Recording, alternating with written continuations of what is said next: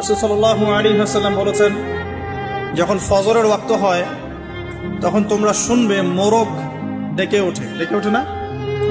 নবী সাল্লাল্লাহু আলাইহি ওয়াসাল্লাম বলেছেন, মোরগ কেন ডেকে ওঠে তোমরা কি জানো? সাহাবীরা বলছেন, আল্লাহ এবং তার রাসূল ভালো জানেন। নবী সাল্লাল্লাহু আলাইহি ওয়াসাল্লাম বলছেন, এই মোরগ আল্লাহ পাকের রহমতের ফেরেশতাদেরকে দেখতে পারে। অতএব তোমরা তখন এই দোয়া পাঠ করো, আল্লাহুম্মা ইন্নী আসআলুকা মিন ফাদলিক। কি দোয়া? আল্লাহুম্মা ইন্নী আসআলুকা মিন ফাদলিকা। এই দোয়াটা পড়বেন সকালবেলা। তো যে রহমতের ফেরেশতা একটা মোরগ দেখতে পাচ্ছে, আমি দেখতে পাচ্ছি না, তাহলে আমার দৃষ্টির সীমাবদ্ধতা জানান দিচ্ছে একটা মোরগ।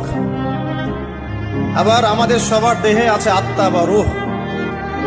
নবীকে প্রশ্ন করা হয়েছিল, ইয়াসআলুনাকা আনির রূহ।